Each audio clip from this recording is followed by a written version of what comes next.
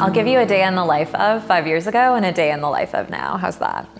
So 5 years ago, I would wake up, go to Starbucks, which was in my building, get in my car, drive for 40 minutes, drive all day, meet with people all day, stop at a coffee shop 10 more times.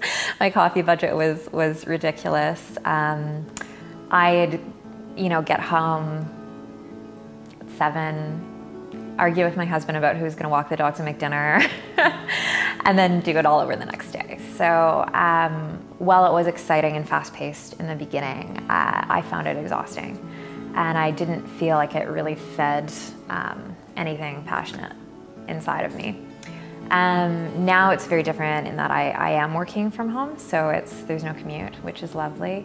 I'm my own boss, so there's a lot of stopping because it's sunny and beautiful, and I'd really like to go for a walk on the beach.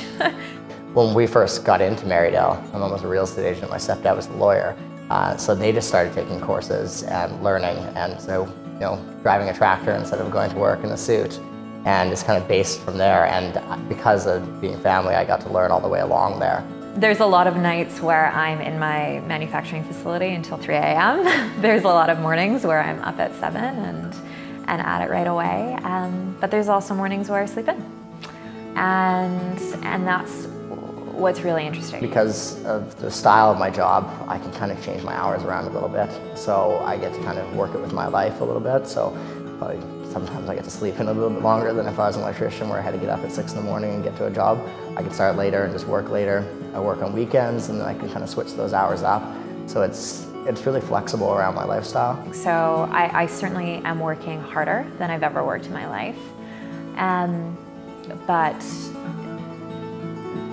the motivation is never a challenge.